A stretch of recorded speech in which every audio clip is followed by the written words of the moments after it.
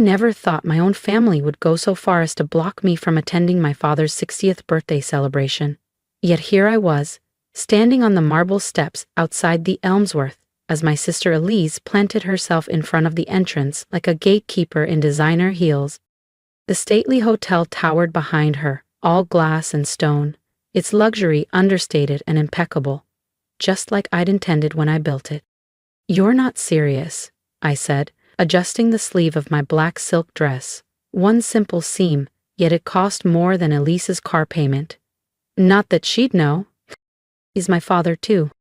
Elise's lips curled into a familiar self-satisfied smirk. "Look, Delilah, this isn't lunch at Panera. The Elmsworth is exclusive." She stretched the word out like she was tasting it. "The tasting menu alone costs more than you probably make in a quarter." She glanced at her reflection in the glass, flicking invisible lint from her shoulder. "Mom and Dad were clear. They only want people here who represent the family well." The irony nearly made me laugh. Just yesterday, I'd signed off on a $160 million, 0 cents expansion plan for the Elmsworth collection. And today, I was apparently not even good enough to step inside one of my own properties. 10 years ago, I'd walked away from the family's sleepy tax consultancy in Milwaukee to chase a dream in luxury hospitality. My father's parting words still echoed, "No daughter of mine is going to be a glorified concierge." So I let them believe that's exactly what I became. Let them assume I was folding napkins and bussing tables in some nameless hotel. Meanwhile, I built Delhaven Estates into one of the fastest-growing luxury hotel groups in North America. The concierge now owned 28 five-star properties across 3 countries. "Delilah," my mother's voice sliced through the cold air. She peered behind Elise, brows drawn in a familiar look of tight disapproval. "What are you doing here? We discussed this." No, they had discussed it. I'd received a single text that morning. "Don't come to Dad's birthday. It's at the Elmsworth. You can't afford it. Don't embarrass us." I lifted a slim white envelope. I brought a gift. Inside was the deed to a private hillside villa in Lake Como, the latest addition to the Delhaven signature collection. My plan had been to present it tonight, both as a birthday gift and a quiet unveiling of the truth. Elise tilted her head. "Let me guess, an Amazon gift card?" I smiled faintly, something like that. For a moment, I considered turning around. Let them have their illusion. Let them think I was still the family dropout with overpriced dreams and no direction. But then I remembered. Everything behind those glass doors existed because I dared to leave. And tonight, so would the truth. "Oh, what is it?" Elise scoffed, eyeing the envelope in my hand. "A gift card to Olive Garden." She laughed, the sound sharp and performative. "Or maybe you scraped together enough tips to get him something from the clearance rack at the mall." My mother's gaze narrowed, zeroing in on my clutch. A minimalist piece of hand-stitched Italian leather, one of a kind and quietly elegant. It had cost more than Elise's Audi.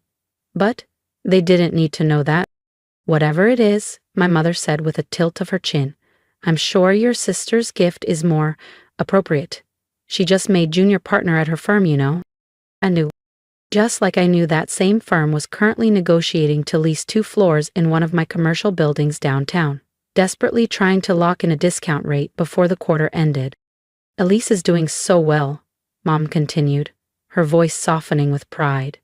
"New home in Oak Bluffs, luxury SUV, and that wonderful fiancé of hers, so driven, so polished." She gave me a slow once-over, eyes pausing on my understated dress. "And you, well, at least you're trying." I thought about the penthouse I owned in London with floor-to-ceiling views of the Thames, the curated garage of collector cars, the private jet I had boarded at sunrise. "Yes," I said, "at least I'm trying." Elise smirked. "Speaking of effort, that dress?" Her eyes sparkled with contempt. "This is the Elmsworth, not a truck stop." I glanced down at the jet-black silk draped perfectly over my frame. It had been custom designed in Paris by a label that had quietly blacklisted Elise after her last tantrum at a showroom. But I didn't mention that. "It's what I could manage," I said evenly. Well, you can't come in, she said flatly. We reserved the VIP floor. It's for family and distinguished guests only. The VIP floor. It's my floor. The one I had renovated personally last fall.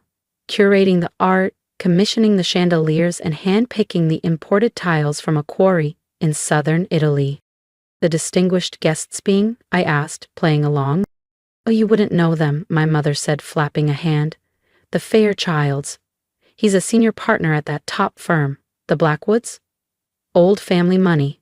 And Mr. Grayson from the bank. All very important people. I bit back a smile. Fairchild leased 3 properties from my commercial portfolio. The Blackwoods had been begging for an invitation to my Caribbean retreat for months. And Mr. Grayson? His bank had just submitted a loan request to my holding company. Right, I nodded. Very important. Exactly, Elise said, pleased. So you see why you can't be here. What would people think if they found out Dad's failure of a daughter was working the event? Elise, my mother said in a scolding tone, but her eyes glimmered with quiet agreement. Be nice. Delilah made her choices. If she had stayed in the family firm like you, maybe tonight would have been different. I smiled slightly. Oh, tonight would be different. Just not in the way they expected.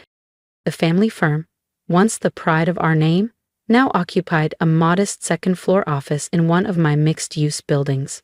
They were always late on rent, always requesting just a little more time.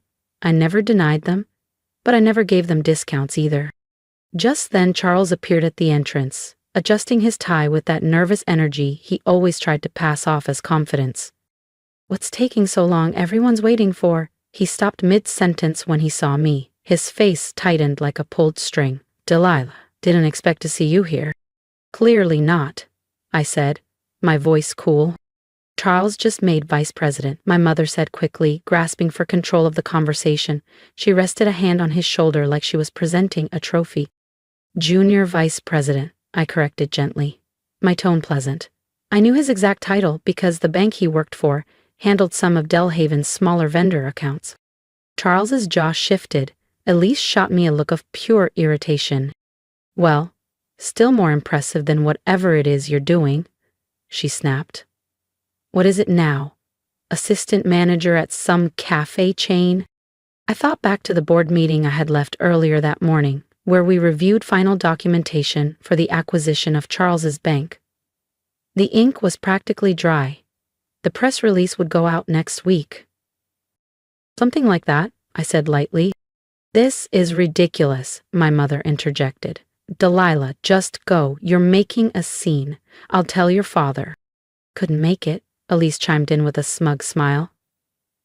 Couldn't afford it, more like. I looked past them through the arched entryway into the Elmsworth's gleaming lobby. The marble floors I had personally selected, the Murano glass chandeliers I'd commissioned, the modernist paintings I had sourced during a gallery trip through Europe. Every inch of it, mining. For a moment, I considered walking away.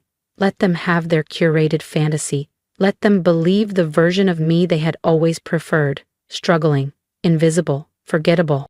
But then I remembered what my first mentor, a woman who built her empire from scratch, once told me. Success means little if you can't look someone in the eye and own it. I stood taller. My heels clicked against the granite as I stepped forward. Actually, I said quietly, I think I'll stay. Before my mother could respond, the glass doors swung open with a smooth hiss. James stepped outside, tall and composed in his tailored suit. He'd been with me since I bought my first fixer-upper inn 7 years ago. Is everything all right, Madam CEO? His voice carried with effortless authority. Your usual table is ready, and Chef René delayed the tasting menu for your approval. The silence that followed was bone-ting. Elise's lips parted in shock. Her blush now looked clownish against her pale complexion. My mother gripped the brass door handle, knuckles white. James, I said, smiling warmly, perfect timing. I turned to the stunned cluster of relatives. They were just explaining how I couldn't afford to dine here. James blinked. Ma'am, with all due respect, you own the Elmsworths and the entire Delhaven chain. Yes, I said, turning to them. I do. I stepped back and gestured toward the entry. Shall we go inside? I looked directly at Elise. I believe you reserved the VIP floor? If watching Mass Fall and Truth's Rise gave you chills, subscribe to the channel, because the next part of the story, that's where the real reckoning begins. You won't want to miss what happens when Delilah takes her seat at her table. My VIP floor, to be precise, I said. Charles found his voice first, though it faltered. This has to be some kind of joke. You're just a restaurant manager, he scoffed. Actually, James interjected, his tone calm but firm. Miss Caldwell is the founder and CEO of Delhaven Hospitality Group. He glanced at them evenly. She owns all 17 Elmsworth hotels across 3 countries, along with our luxury resorts and fine dining brands. Elise's designer clutch slipped from her wrist, landing with a loud clack against the marble. Her mouth moved, but no sound came out. But that's impossible, she finally stammered. The Elmsworth brand is worth billions, I finished smoothly. Which makes your comment about me not being able to afford the tasting menu rather amusing. I stepped through the entrance and into the heart of my hotel. The lobby staff straightened at the sight of me, all offering polite nods or warm greetings. Good evening, Miss Caldwell, said Lena at the front desk. The executive suite is ready for the celebration. Thank you, Lena. I turned back toward my family, who still hovered in the entryway as if passing the threshold would rewrite their version of reality. Coming? They followed in stunned silence, eyes sweeping the marble floors. The bespoke lighting, the art installations sourced from my private collection. Suddenly, they were seeing everything for me, for the first time. But your dress, my mother finally said, her voice unsure. It's so simple. Custom, I replied casually. Paris, around 30,000 if I remember right. I stopped checking price tags years ago. I led them to the private elevator, removing a sleek black keycard from my clutch. Unlike Elise's dress, I added, glancing at my sister, which I believe is a knockoff. Valentino hasn't released that line yet. I know, I was at the private preview in Milan. The elevator doors opened into the VIP lounge, where the birthday celebration was already underway. The room hushed as we stepped in. Delilah, my father rose from his seat at the head of the table, his brow furrowed in confusion. What are you doing here? Your mother said you couldn't afford it, I offered, finishing his sentence as I walked toward him. I reached into my bag and handed him the envelope containing the deed. Happy birthday, Dad. I hope you don't mind me crashing the party in my own hotel. Your hotel, a familiar voice interrupted. Mr. Grayson from the bank stepped forward, his eyes wide. Miss Caldwell, I had no idea you were connected to the Thompsons. He looked between me and James with dawning realization. We've been trying to schedule a meeting with you for months regarding that financing proposal. Delilah owns the Elmsworth? Another guest asked. It was Thomas Fairchild, the attorney leasing 3 of my downtown properties. My God, James, he added, turning to my father. Your daughter is the mystery CEO who's been quietly acquiring the best real estate in the city. My father sat back down heavily, all color drained from his face. All this time, he whispered, we thought you were just a glorified waitress. I smiled faintly and raised an eyebrow. No, Dad, I just kept my head down while I built everything you said I couldn't. Your words, I believe, I said, watching my father's face pale. From the day I left the family firm to pursue a future in hospitality. But why didn't you tell us? My mother demanded, still gripping her string of pearls like a lifeline. Would you have believed me? I asked, voice quiet but unflinching. You didn't believe in me 10 years ago, when I asked for your support. Why would I share my success with people who only measure worth by last names and bank balances?